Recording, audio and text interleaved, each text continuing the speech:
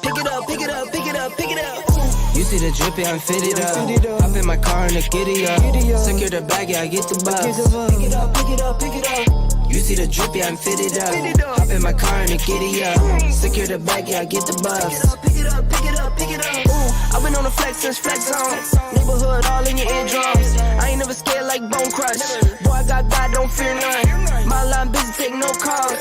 Feels like I don't have no flaws. Snakes in the grass, cut those off. Your old squad shady, my bros raw. No breaks, we go, go, go, go, go. Throw shade, that's a no, no, no, no, no. Go high, go low, low, low. Like spinning in a 644. Cash money like 504. Ball like AD 24. No sleep, need more, more, more. Pick it up, pick it up, pick it up, pick it up. You see the drippy, I'm fitted up. Hop in my car and the giddy up. Secure the bag, yeah, I get the bus. Pick it up, pick it up, pick it up.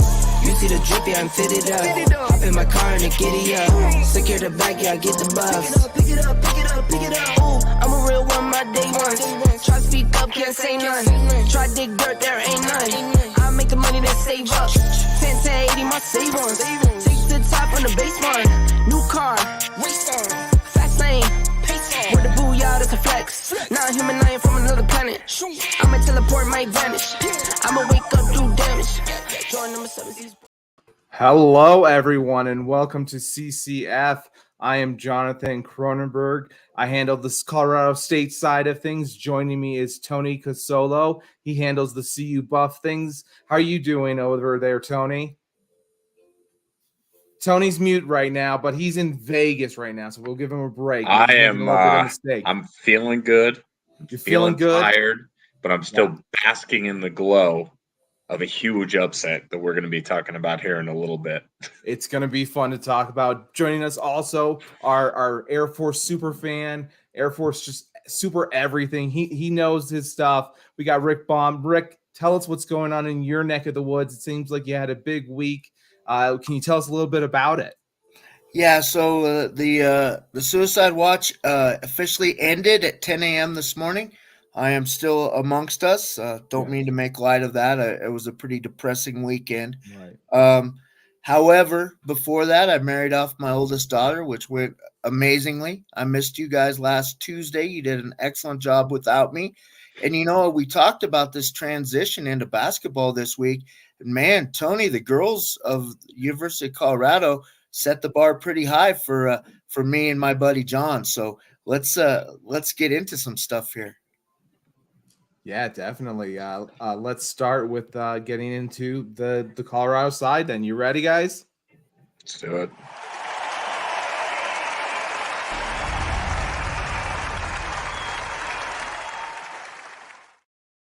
Well, yes, we are going to talk about a notable high that all Buff fans are feeling this today, but we are going to have to start with a low point. It was unfortunate, pretty much the whole state of Colorado lost in football last week, and that included our Colorado Buffaloes. Another one of these games where you couldn't get anything from the offense. No matter what they were trying to do, they were still bogged down by the normal issues that we've seen all season. They didn't run the ball consistently, couldn't protect the quarterback. Man, it's just another frustrating loss where the defense hands you opportunity after opportunity that you just can't take advantage of.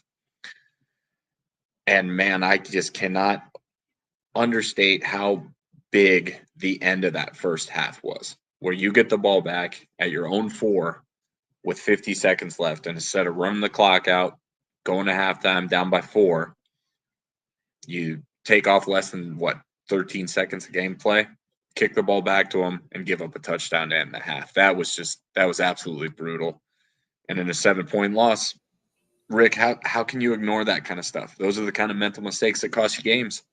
Well, I'll tell you, what I noticed in that game is exactly what you pointed out. And the thing I think, and we hate to say about the victories and losses, we've mentioned this throughout several episodes, but there are victories to be had here. And I really believe, and Coach Prime mentioned it after the game, these guys are growing and learning about situational football every week.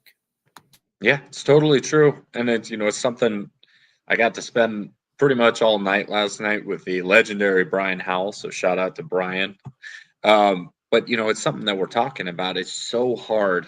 I think because of the 3-0 start to the season, to not see that we were on a 1-11 football team and we are now playing competitive football games against ranked opponents. It's progress. It's going to be slow, but it's progress. Right, John? Yeah, and one thing I had to ask you about is, Sean Lewis obviously no longer being the offensive coordinator, Pat Shurmur coming in as the play caller. What are your thoughts going on there? And was that move really necessary to make? And did it really make a difference in the end? I don't think it did. We've all been around football long enough to know that when you're making midseason changes, actual scheme changes are not going to happen. You're still going to run the same basic offense. You're still going to run the same basic formations.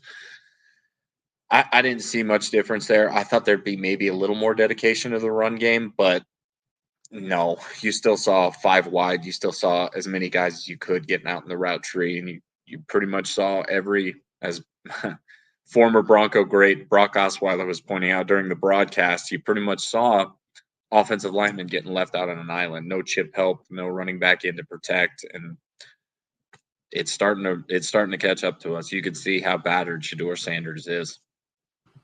And a lot of people are saying things about Bill O'Boyle, kind of expressing that they think that maybe he should be looking kind of for a job at the end of the year. Do you think people are just being a little too aggressive in their thought process? Like you said, this was a 1-11 team last year, and it's already made such a good improvements. They're at 4-5. There's still an opportunity for bowl games. I know, like we said, we're holding on to some hope left, but there's still opportunities to get in that bowl game. Yeah, what's interesting? I think everyone kind of assumed that it was maybe Bill O'Boyle that had been moved down, but it's actually kind of interesting. I think it's actually maybe Tim Brewster that had been moved down to an analyst role. There had been some speculation there where actually Bill O'Boyle was still wearing a headset. It could have been Tim Brewster. I think it's honestly, it's a moving target right now. I think when you have the hype and the level of confidence that someone like a Coach Brime does, I don't think they're going to stand for below average pieces for very long. We might be looking at changes in the offseason. We might not. I'm not really positive right now. It's kind of a moving target as to who was actually moved down to the analyst role that Shurmur used to be in, but I guess we'll have to wait for the offseason to find out. Yeah, like you said, it feels almost like these are moot points at this point, just because this team is set up the way it is. They still were doing very similar in their passing game, similar trying to using screens as kind of their run plays, those kind of things. So I didn't see anything noticeable difference in the running game. I will like to say, though, I loved what the defense was doing in terms of causing turnovers, giving this offense great opportunity, great field position in times, just really coming up with big plays. And that's what, all the offense was asking for earlier. So it's good to see against the number 16 team in Oregon State at that time. Yeah, and that's where it is. I mean, it's so disappointing to lose again, and you don't want to get to the point where you're just handing out orange slices for every loss. But this team was 1-11 last year, and now we're playing the 16 team to a 7-point deficit. You know what I mean? That would have never happened last year. And you mentioned the defense, man. I am so pumped for what Charles Kelling is doing with his squad right now, because you see some of the changes, like moving a Trevor Woods to linebacker, incorporating more of those DBs, moving in, having a nice rotation in your defensive line and in your defensive backfield. Sure. They're just causing plays. I mean, you could see them jarring balls loose, getting to the loose balls that they need to, and I'm really impressed with how this defense has turned the corner. Yeah, I mean, it's some good stuff coming from CU. I think there's a lot to be excited about, but it's kind of time to move on. We're kind of pressed for time today. So you guys ready to talk a little bit CSU football next? You guys ready? Let's do it. All right, let's do it, guys.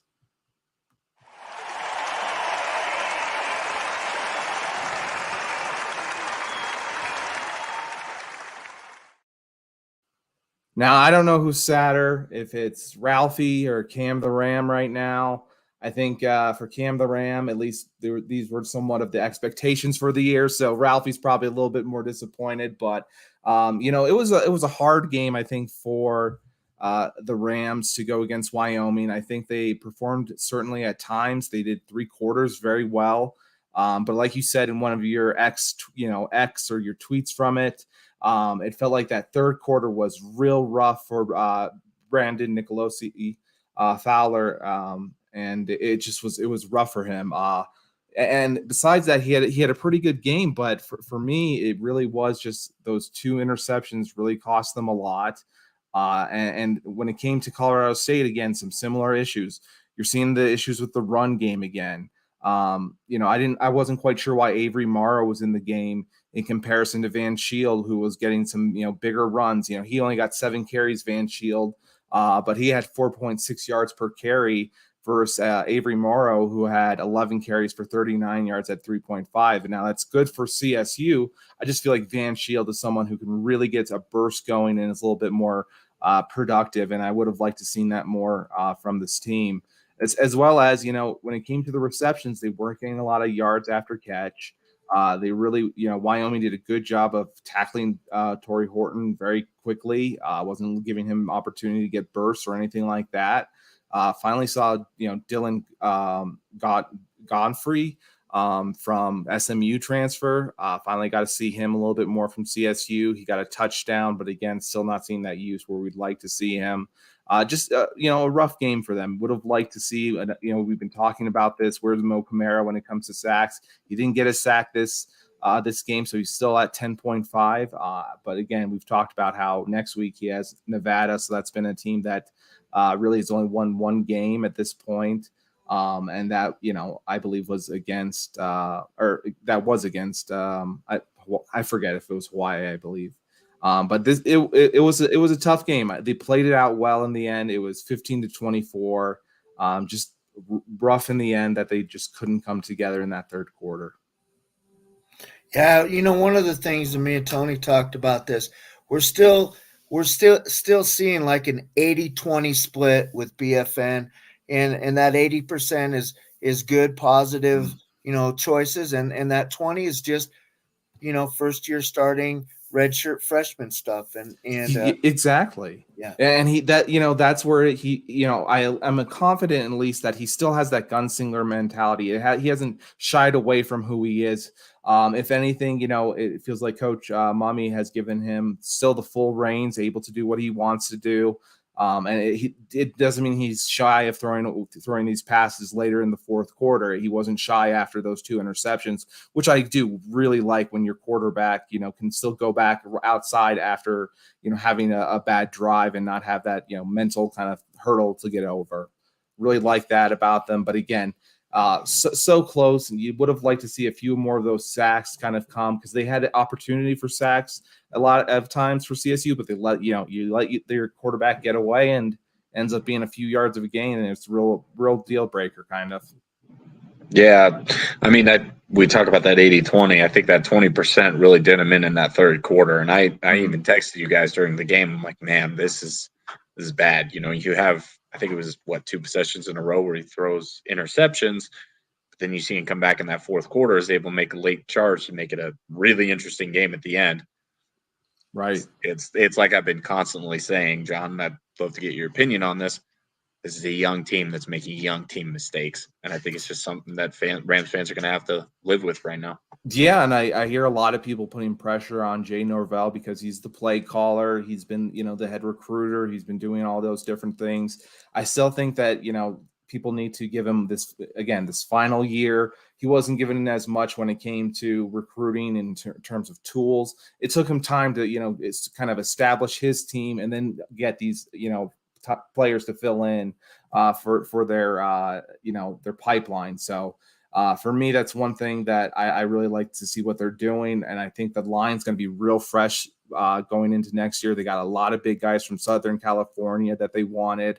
They got a lot of guys from, receivers that were 4-star. They have also Horn, who's a 3-star receiver. So they're replacing their players that they're losing as well, because, you expect Horton to go on to the NFL next year, stuff along those lines. So I'm really excited about that, about their future, because I think they're going to replace some of these guys and get, a unit. And like we've talked before, 5 is 1 when it comes to this offensive line. I think Bill Best can build that.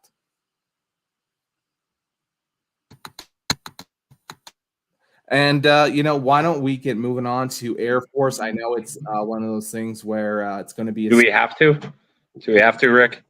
Do we have to? No. No, we're gonna actually bypass. No, I guess we have to talk about it. We have to, guys. Sorry. Here we go. Oop. Let's go.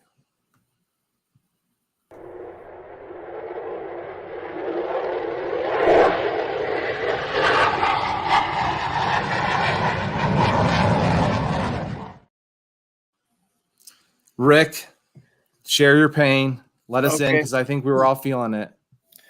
Well, it's kind of like we've discussed off the air. This is the first loss, in 9 weeks of playing. So there's that. However, this by far, and we talked about this in our opening segment 9 episodes ago, that if we win 2 games a season, I want those 2 games to be Army and Navy. That being said, we did not show up at Empower Field on a beautiful day at a beautiful venue. And you can, by the way, you can bring Mike on anytime, because Mike was there with me. He could comment. But hey, Mike. How's it going, guys? Hey, so we've got Mike Schmidt. Mike's going to talk to us a little bit about Hawaii. But, Mike, I was just sharing with the guys. We got Jonathan Cronenberg with CSU, and we got my buddy Tony Casolo with University of Colorado. He's up in the upper right. What did you see Saturday against Army? Yeah, first of all, thanks, guys, for having me on. I really appreciate you guys doing this. It was – I don't think it's the outcome that any of us were hoping for. But at the end of the day, I thought it was just really neat to see us, first of all, in Colorado. So hopefully we had that on our side. But just to see the guys out there and put it on the line, it's always a tough spot to be in with a lot of wins under your belt. And like Rick, like we said before at the game, it's tough to have it happen in that kind of way against a team like Army. You always want to win those games, but one loss isn't the end of the world. We wish it happened a little sooner, but I think that we'll be able to pick it up and move forward. Well, I agree with you, Mike. And one of the things, and I'm sure once we get into Hawaii, my partners will have some questions for you, but one of the things I kind of liken it to is your senior year, 2019. We had a tough loss in Annapolis against Navy. Yep. By no means was this game that close. However, after that, we didn't lose anymore. And you're a catalyst when we talk about Hawaii to that 11-2 season. What can a game do for the academy like we played? Right. Yeah, it definitely can light a fire underneath you. That's for sure. I know that's kind of cliche, but you're totally right. That's definitely reminiscent of that Navy loss on the road my senior year. I don't know. I think any loss with the guys playing as good as they are this year is going to kind of punch them in the face, and they're going to want to get back after it. I don't want to see them get in a lull. I don't foresee that happening, but those games mean a lot. And like I was telling the guys at the game, I felt for them. It makes you a little sick to your stomach because that'll stick with you forever. I know myself, and I could probably speak for all the guys. That's one that you want to have back for the rest of your life. So the seniors are feeling it. Hopefully the younger guys could learn that's something that they don't want to do in the future either, but you can't win them all. And I think it's funny how it's all timing up this year with Hawaii being next on the schedule. My senior year, I want to say we played Fresno in between, but just a get right game. Hopefully get back up on our feet, and you can't take any team for granted. It makes you look back on the schedule this year, and we had a lot of big wins just to get to this point. I remember watching the Wyoming game and being like, this is going to be a big test to set the tone for the season. So I don't think it's anything to hang your head on because, like I said, they've gotten through a lot of tough opponents to get to this point. Yeah. So this could be a question for probably Rick and Mike, but you mentioned the Commander-in-Chief trophy. That's that everyone wants to snag and everyone wants to get. Yep. Now that there is a loss, is there any chance to bring it back? What are we hoping for? What can we do to maybe still get that Commander-in-Chief trophy? Mike, you know what we're hoping for, and it hurts to say. Yeah. We're actually there's a scenario where we do a 3-way tie, and the Falcons do retain the trophy. There, of course, won't be a trip to the White House, I believe, and it will stay where it belongs in Colorado Springs. Though we hate to keep it that way, but at this point, that would be a silver lining. When you turn the ball over 6 times, when you get stopped on downs 2 times, when your defense pitches a second half shutout after giving up 23 first half points, mostly because of field position, because of those stops on downs and turnovers, you put yourself in exactly that position. So I'm going to sweep this one under the rug. We're going to talk a little bit about Hawaii. And before we get started, John and Tony, if you want to ask Mike some questions, go ahead and do that. And then I'll come up with a little bit of Hawaii preview. So, Mike, real quick, did you happen to win Commander-in-Chief's trophy while you were playing at Air Force? Yeah. I'm trying to think back to my freshman year, I believe. It was a team that I wasn't playing a whole lot on. But I want to say in my tenure, I'd have to look it back up. I think in my tenure there, we did win one. Yeah. But what did that mean to you? I mean, obviously it was your freshman year that you won. Did you feel like afterwards you just wanted that taste again, and it was very hard to not have that kind of opportunity? Right. Yeah. It's a huge thing to win. And yeah, freshman year, 2016. I think it's just something that the older guys, and this might just be a service academy thing, it might be Air Force Academy specific. Those younger guys, a lot of times you're watching the older guys set the tone and waiting for your opportunity. And then I've liked to see in these past few years, and guys have contributed from a really early point. I liked seeing Dane out there because I remember him from my senior year. But yeah, I think it's just a cultural thing. You know how much it means, you know how bad you want it. And a lot of us, like when we're getting recruited too, you're talking to the other schools too. So it's kind of a common theme, and at least most of the guys recruiting, how special it is to win. But yeah, I mean, senior year, every year should be just as important to win it. But when you feel like you can contribute the most, you definitely want to walk away with a trip to the White House your senior year. But they all mean the same thing. It's really nice to see it in the hallway or protected in our nice sacred grounds on the Academy Hill. So yeah, hopefully that answers your question. I think it's a really important thing. It's more important than like winning a bowl game. I would say for us, it's the most important most important 2 wins we can get all year. Real quick, can you tell us about your recruitment process with Troy Calhoun and how that all kind of went about? Tell us a little bit about that, and would like to learn. Yeah, definitely. I wouldn't say that mine was much different than a lot of guys, but I was definitely a little under-recruited coming out of high school. I want to say my only 2 Division I offers were to Davidson College, which is in North Carolina, where I'm from, and then Bryant University, a smaller FCS school in Rhode Island. And I took a few visits. A lot of my interest was from Ivy League schools, and I always thought that football could be my opportunity to just get a better education. And I love playing the game. I wanted to play at the highest level possible, but I know I had my sights set on a school that could just get me to that next level and give me the opportunity to do everything I wanted to do in life. Actually, when I was talking about getting recruited by the other schools, I never got offered by Army or Navy, but I was getting recruited by Navy, went to a camp, did well, and thought that might be the service academy I'd go to. So my mom's from Northern Virginia. I had a lot more familiarity with the East Coast, and it wasn't until about halfway through my senior year, I was working at a pool as a lifeguard at a country club, and there was a family whose son played wide receiver, I want to say back in like 2009, and they saw me reading a book on basically like a handbook for Naval Academy cadets, and they're like, "Why are you reading that garbage? Like, you need to look into the Air Force Academy."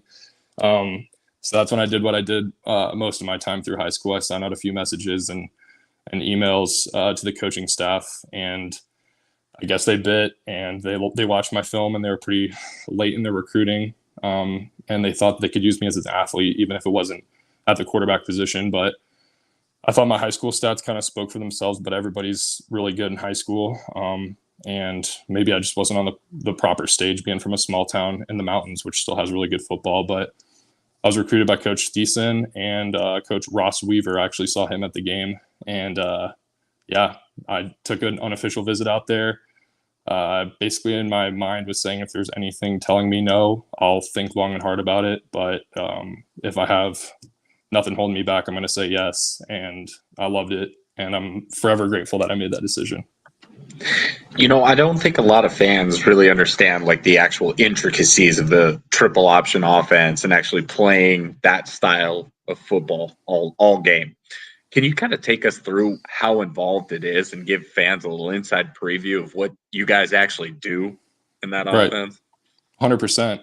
I think it's an awesome way of playing football.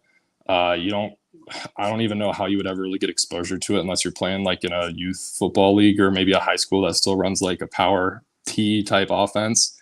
But the West Coast offenses and spread offenses, pro style offenses are all way more popular, and probably for good reason at like the NFL level and whatnot. But it was a very fun offense to learn. A lot more attention paid to the defensive front and the linebackers. Whereas in high school, I mean, we got as complex as we could with it within the means of, still trying to play the game and have fun, but paid a lot more attention to like safeties and coverages. We're throwing the ball a lot in the spread offense, which is what I came from. But yeah, practices are a grind. If you're not, if you're not number one, which is a position that I found myself in, you get a lot of reps with the big boys. You get a lot of respect in the trenches, doing some looks for the D, and inside drills and all that stuff. So a lot of attention. Maybe a theme for this next week is ball security and just being tough with the ball. They used to always say just to chin the football. And you never got away with that if you're running with it down at your waist. So extremely fun offense to run. Definitely made me love the game even more for understanding how you can talk to the offensive linemen and even defensive players at what they're looking at, because you really have an understanding of what's going on in the trenches. Good way to sum that. That's a difficult offense, Mike, and that brings us to Hawaii, which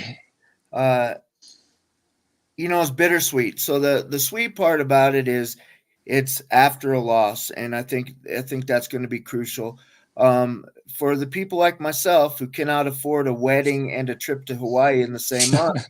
It's kind of a pain in the butt because the viewing options, to say they're limited, would really make limited look really available, because there is a local streaming station that you can stream only on your phone out of Hawaii that you have to pay a premium for, and then of course cancel shortly after. But I will do that. I don't really care. But take us back to Hawaii. 2019, you mentioned the Fresno State game before you went to Hawaii after the loss at Navy. Isaiah Sanders was banged up, did not make the trip to Hawaii. DJ Hammond, who we saw on Saturday, was the starter, very healthy throughout his career. You finally got bumped up to number 2 for the first time in quite a while. And what happened? Yeah. I guess just first, like you said, with the triple option offense, you never know how much longevity someone can have, and you plan for it as much as you can. So going into that week, even the Navy game, I was at 2, and I mean that might have even been the first game where I was like, hey, if DJ tweaks his ankle or something happens, like, you got to be ready to go, and that's a pretty big stage to be on. You hope that doesn't happen your senior year, but so be it. Like, I got a few reps in games prior. So we make the trip down to Hawaii. Felt really good about the game plan, but I guess at that point, having a couple weeks from Isaiah, unfortunately having some injuries that he was dealing with, getting a little more reps at practice, which we always do. I think we spread it out pretty well amongst at least like the top 3 or 4 QBs. So I was feeling good, had a really good game plan, and we got down there, and I remember just feeling really comfortable with the trip. I mean, I'd never been to Hawaii before, long plane ride and all that, but we got there with plenty of time to catch up on our sleep. And I think I gained like 5 to 10 pounds just in the pregame meals because their food was so good. So I definitely enjoyed that. But Wait, yeah, hold on, Mike. We got to know, what were you eating? What was so good? What did you Man. get addicted to? I don't even want to mess up what the traditional food was, but we'll just say they took good care of us with our meals throughout the day. And like I said, getting down there a few days earlier definitely helped too. We were all out there just resting up and just prepping for the week. So really good, like Hawaiian barbecue and stuff like that. But yeah, I'll try not to make the story too long because it's fun to think back on though. So yeah, we get into, I remember Coach Thiessen coming up to me, like it might've been the dinner right before the game. And I think DJ might've been dealing with like an ankle or something unrelated to the shoulder he ended up hurting. And he's like, "Hey, Mikey, not a bad game plan. Like I was getting good time throughout the week. And for whatever reason, yeah, that first drive of the game, DJ goes down. I remember being on the sideline. And I guess it's just not very often it's a QB. And I just remember like before I could even process that it was DJ, the coaches are already like, "Hey, Mike, get some snaps." And didn't even like have time to really get nervous or overly excited. It was just like, all right, here we go. It helped that we were already kind of like pushing the ball down the field. And then that first drive definitely warmed me up and got me in the zone with just trusting the guys around me, like Cade Remsburg, and just guys who'd been, even guys in my class that, at that point, the whole diesel culture was in full swing. And I finally got to be out there with my boys that I'd been going through school with for the last 4 years. So we punched that first one in, and then it was just like, all right, here we go from that point forward. Jeez, Mike, you crushed that game, and that turned out to be your only real opportunity the rest of the season, and 3 touchdowns, 120 yards rushing. You had, I believe, a 60-yard touchdown run in there. Yeah, you had a touchdown pass to Gerard Sanders.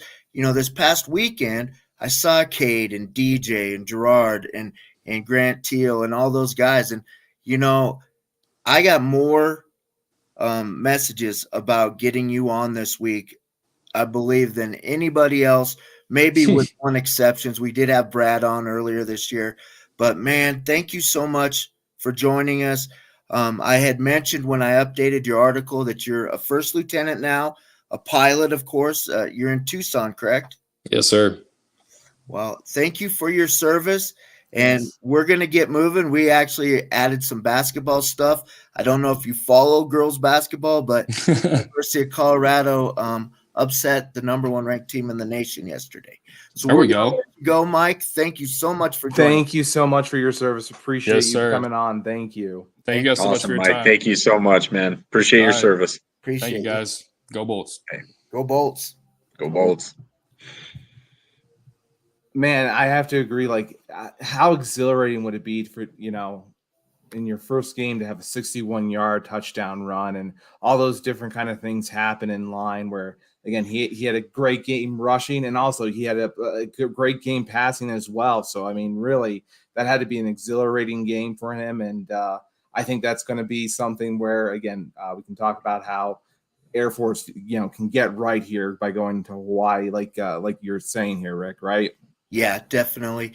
And really the only thing to say about Hawaii is who's gonna be at quarterback. I would imagine it's still Zach, but we had talked about and received several messages that he just hasn't looked the same since Wyoming. So we'll monitor that, and maybe there's another Mike Schmidt style story going on, whether it be with Jensen Jones or with Ben Britton. So we'll have to keep an eye on that. Did you guys want to do the score prediction for this game and then move on, or did you want to do them all at the end? Do you guys want to just do them all right now for football? Yeah, why don't we wrap up football before we move over the hard court? Yes, Sounds good. Let's do it. First, we'll go with CSU. They're playing San Diego State University. They have been not a great team this year, San Diego State. When you kind of have your quarterback in Jalen Maiden, when he's your leading rusher and your leading passer, they're just not getting things done really well at San Diego right now. I think this is an opportunity for them to win. Again, I think San Diego State was the only team to give Nevada a win, and they scored 0 in that game. I think it was 6-0. So that's that gives you a lot of hope that this team can really push the envelope in terms of scoring, as well as, hey, they can get some sacks maybe from Mo Camara. Maybe he can get one of those 3-sack games, and all of a sudden we're talking again about, hey, he can let's see what he can do at the end of the season if he can be the top sack leader of all time for CSU. So very excited to see what they can do there. I think when it comes to San Diego State, it should be a pretty easy victory. I'm going to go with 28-6.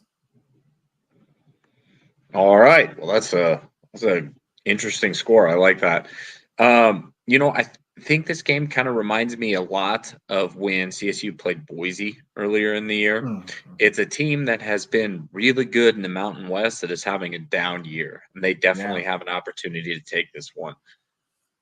So I have our Rammies scoring the win here in Fort Collins. I have them beating the Aztecs 24-17.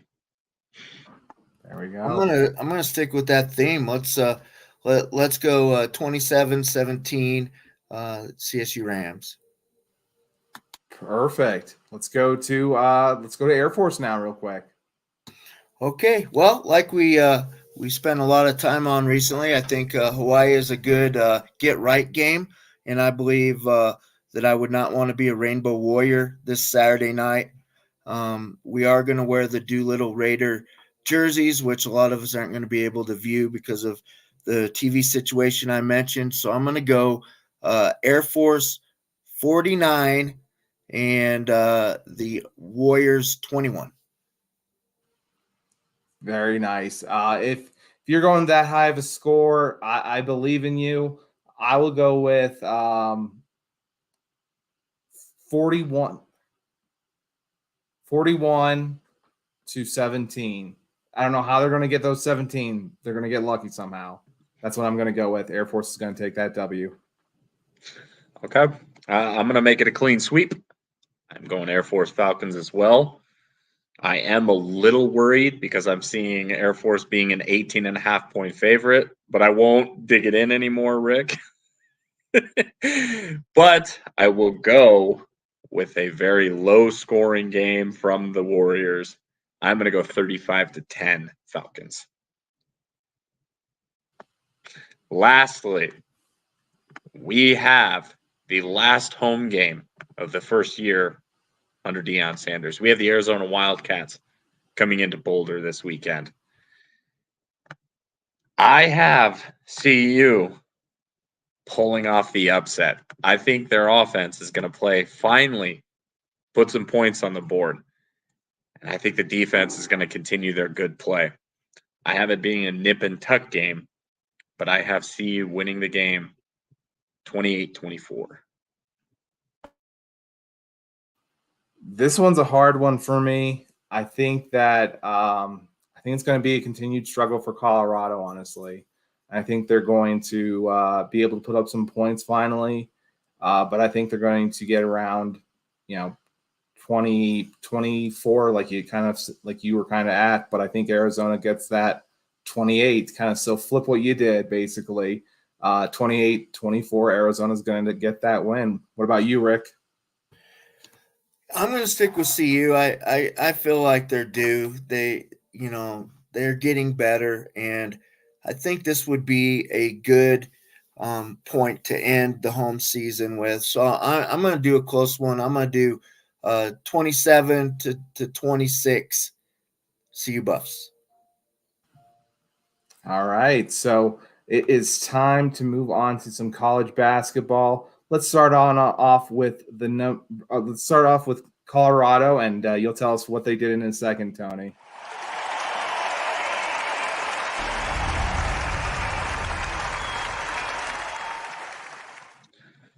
Well, I'm going to start you guys off with a funny story. So I'm walking over to T-Mobile Arena from my hotel, and I am walking behind who I eventually became to know as Lori, Taylor, and Brian.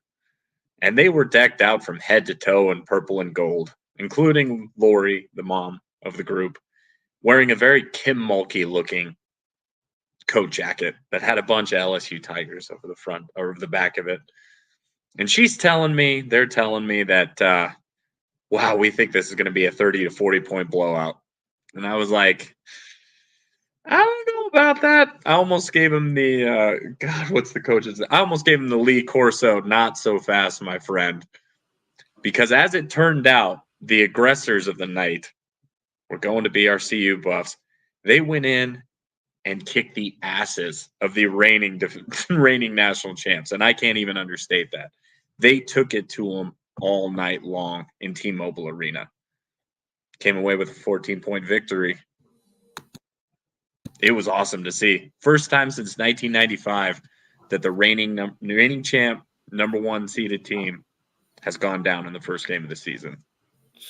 You know, Tony, that was surprising to a lot of us. And really, and the person that you actually referenced to at the beginning, she was in the Sweet 16, Elite 8, Final 4, and the finals. They always showed her on the sidelines. And, man, she had her Tiger pride, and good for her.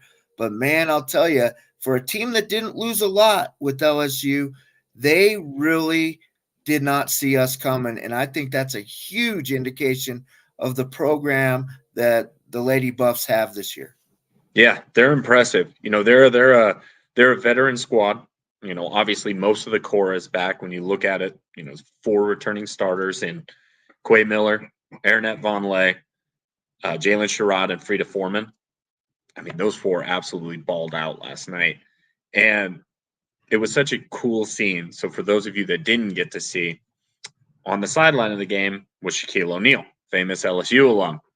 And Aaronette Vonleh absolutely dominated both ends of the court. She's the starting center for our CU Buffs, to the point where Shaq came and found her in the CU locker room afterwards and dapped her up, came in, instantly pointed at her and was like, "Get over here." Center to center, you could just see the conversation. It was an awesome scene to see. And especially with the way that she played on defense against Angel Reese, who was an absolute all-star. I mean, big props up to Aaronette Vonleh. She absolutely played the game of her life last night. Let's talk about Coach Payne and what she's been able to do in terms of coaching these girls up. It seems like she's really getting the most out of who she has on her staff, as well as who she has playing, and it really just feels like she gets them going. What do you have to say about her and what she's been able to do? Man, she's awesome to be around. You know, it's a funny story we always like to tell. And my dad is sitting here in the hotel room, so he'll crack a smile again when he hears it. But he's giving me this over in the corner. But you know, he got to attend last year's Utah game, and she came up to the game afterwards and gave him a hug. And I relayed that story to Coach Payne. And I mean, it's just the little things like that. She's so awesome. She's engaging. She's outgoing. She talks to the fans. But she's a hell of a coach. And she has these girls playing awesome on both ends of the court.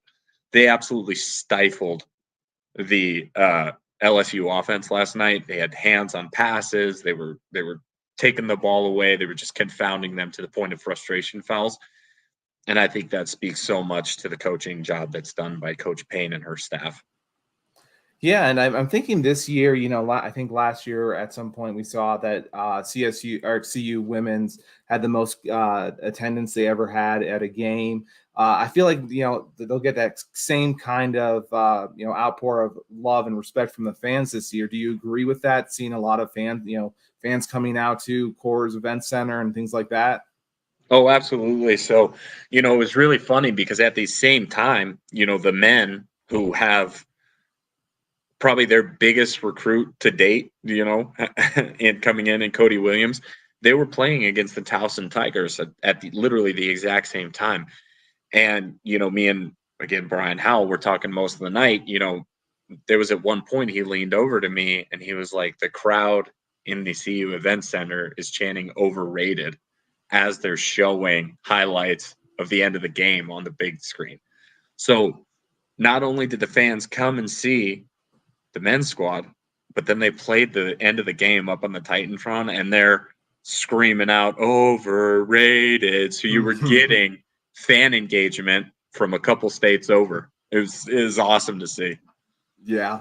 No, I'm very excited about Cody Williams. I think everyone, you know, from when he was on the U.S. national team was as well. So they've worked together with Tad Boyle a little bit. So hopefully they'll see a good connection happen very soon with them. Yeah, I think so. That I think the men's and the women's teams are both tournament bound if you look at it. And I mean, my head's at the point where I'm like already booking national championship tickets for the women's team. But regardless of all that, on the men's side, they look dominant against Towson. They're going to be a team that is led again mostly by veterans. They have a Tristan Da Silva, who's probably NBA bound. They have a Cody Williams, who is definitely NBA bound. And then you get the scoring output of a guy like KJ Simpson, who, I mean, if he plays well in his junior season, he could be NBA bound. So, I mean, when was the last time you saw a Colorado Buffaloes basketball team with 3 legit NBA prospects on it? It's fun. It's going to be a hell of a basketball season for our Buffs. And definitely, what I noticed just watching some of the men's is they still play defense, man. These guys, and they feed off that missed shot, and they distribute the ball. Yeah, it's going to be one of those things, and you could probably relate it back to the way that probably Tad Boyle coaches, and the way that Mike was talking about. You have to have that ball up under your chin, not give away the ball. But if you're not playing defense for Tad Boyle, you're just not going to be on the court, and that's just what's going to happen. And isn't that why basically Cody Williams did come to Colorado? Is essentially he knows he's a player that's going to be drafted early, and he wants to have a well-rounded kind of portfolio to show to the NBA, and really having that additional defensive kind of ability. It's lacking in a lot of people's games just because you don't play that as much in college. You don't see it. Mm-hmm. Yeah, absolutely. His brother has kind of been a guy that's made a name for himself on the defensive side in his first couple years in the NBA. And I think Cody recognizes that. And I think he sees, I can score the basket. He's got the tools to kind of score at will when he wants to. But he's going to get drafted high because of his defensive skills as well. And he talked about in our media day when I got the opportunity to speak with him, he knows that he's going to have to make a living defending, affecting passes, being both a wing defender and maybe altering some shots in the paint. And he's definitely aiming for that.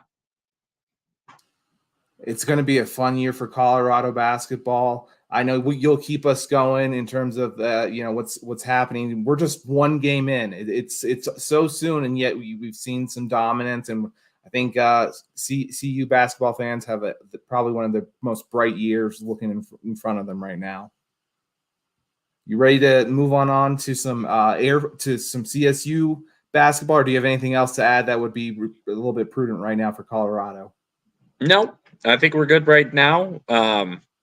We might cut things short. I know I gave you guys a little teaser on the Twitter page last night. We might cut some CSU and Air Force stuff short if the stars align. But for now, I'll just say great win by both the men's and women's last night. All right, perfect. And if things do align, we'll be excited about that.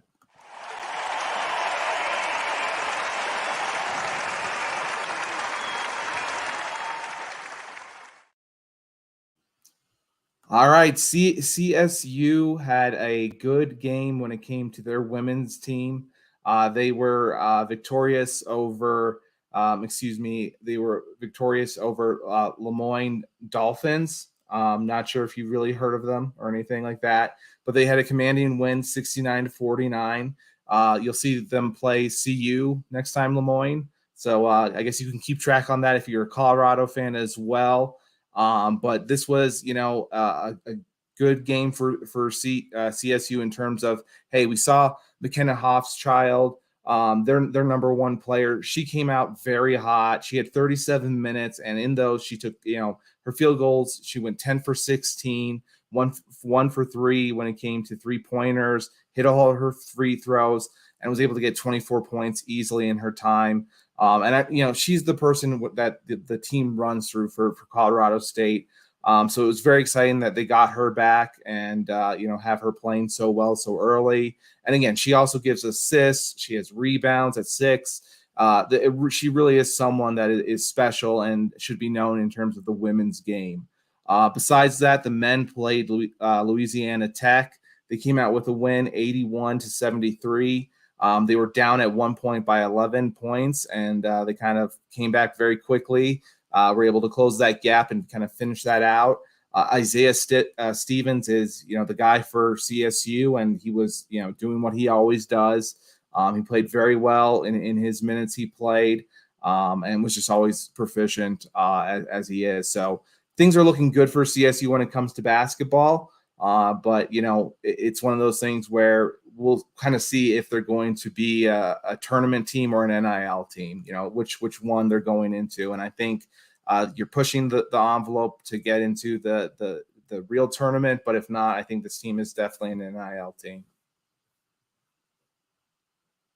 And go ahead, Rick. Any questions on CSU? Being in my conference, we'll have a lot of crossovers this year.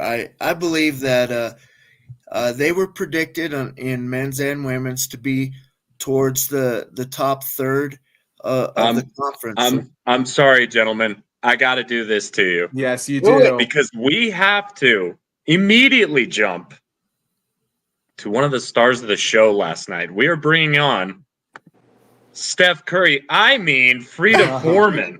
Woo! Oh my goodness, Frida, thank you for joining us. Yeah, thanks for having me. Ties the school record with 7 3-pointers made last night. I know I asked you after the game, was it like throwing a rock into the ocean? How did that feel like for you last night? Take us through it. The hoop definitely just got bigger and bigger, I guess.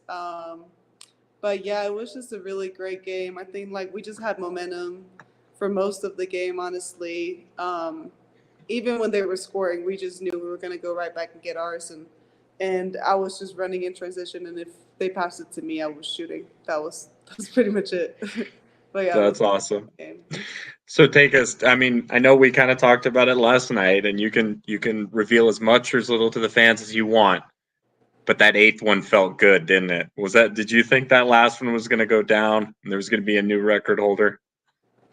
I really thought my last one was go down. Yeah, it was like a flare screen, and we set it all up, and I was like, all right, I got this one.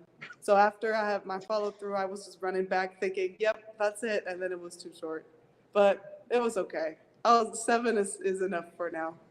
That's awesome. Take us through, again, as much as little as you want, but take us through the scene in the locker room when you guys got back there away from the cameras and you were just allowed to be with you and your teammates. What did that feel like, taking down the number 1 team? I think we were all just super proud of each other. Everyone was just high-fiving each other and telling everyone how great we think we are. And I think we just had we contributed from so many different people. Even though we had us 3 who were leading in scoring, it was still, we have people who come in and really contribute, and I think we all took ownership of that win in the locker room. That's awesome. Now I'm going to let John ask you a few questions. Don't be deceived by the Rams hat. He actually is a CU alum, so still give him the time of the day. Yes, I still am a CU guy at heart. So tell me, you're from Denmark originally. So when did you come over to Colorado? Well, my freshman year. So I born and raised in Denmark and played basketball there my whole life, and then played national team and got recruited through that and decided to come here to Colorado.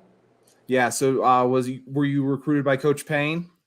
Yeah, I was recruited. I got a DM on Instagram from her after a coach in Denmark had sent her my film. And a month after, I was on my official visit, and then I committed. So it's a pretty quick process, but I think I just fell in love with the coaches here and the place and their vision, for sure. Yeah, that seems like a very fast transition to kind of make that move. And did you visit any other teams? What made you decide on Colorado so quickly? Yeah, I visited other teams. I think I was just my gut feeling was just good here. And it seemed like at the time, this is a program that was on its way up, which I think obviously that was true. So that's great. But yeah, it was somewhere where I felt like I could contribute, but also where I could really learn a lot and really get a lot of good experience. So. Now, see, Rick did something really smart there. We bring on a CU great, and he makes the quick swap to cover himself in CU gear. That's really good. Now, for the record, sweetheart, I am the University of the United States Air Force Academy representative for this podcast. However, I am very much a fan from yours through high school, through your signing, and way through last night. So great effort. What was the chemistry like on the court? Did you guys know who you were playing, or did you care? Thank you. Yeah, I think that we knew that was our advantage, that we have really good chemistry. We played with each other for so long. So I mean, anything that LSU came at us with, I think we were like, we're going to be resilient. We know each other. We know what we do. And you could see that whenever we were in momentum, they struggled because I think they just don't have that type of chemistry yet. I'm sure it'll develop throughout the season, but I think that really that was the difference maker this game, and we just played fearlessly. All right, well, Frida, we love the time that you gave us. We'll hopefully have you on here soon again to talk about other big wins. For those of you that know, Frida has a big family following here. She's my daughter's favorite player, and my dad just wanted to say, hi, Frida. Hi. I met you last year. You were so cordial to my little granddaughter. You hugged her on the side of the court. You are her favorite player, and you're my favorite player too. Oh, keep it up, girl. Appreciate it. you. So thank you so much. You guys got to see an appearance from Frida Foreman and Papa Casolo. Frida, go Buffs. Let's see. Let's take this all the way. Let's go. Yeah, thank you guys. Thank you so much. Be Best well. luck to you. Wow. Perfect. That was awesome. Yeah, that was awesome. And I feel like, she feels confident what's going on. And you could tell that's, one reason why she, came to Colorado. Like she said, she saw this team was going on that upward trajectory. And like you said, are we ready to call this team a national championship contender now? I mean, I think that I am. I think you have to. I mean, right now we've seen what they've been able to do last year. I think they had a very good opportunity last year if they got, they were, what did they get to? The Sweet 16 at least, right? Got to the Sweet 16 and lost to Iowa, who went coincidentally on enough to play in the national title against LSU and lose there. So, I mean, the foundation has been built. We've kind of talked about it with Frida that, I think her freshman year, they were under 500 when her first year playing under Coach Payne. And now in her senior season, I mean, there could be special things going on. I love Coach Payne. I just have to say that real quickly. One thing about Coach Payne is that she relates to, I feel like, anyone she's reaching out to on, when she's on Twitter or X and she's saying things, I feel like it's so genuine when she's saying, hey, this person, I love what they've been able to do, or something along those lines. I genuinely feel like she's not doing an act or anything like that. That's who she is as a person. And you love to see that from a coach. Absolutely. She is so genuine.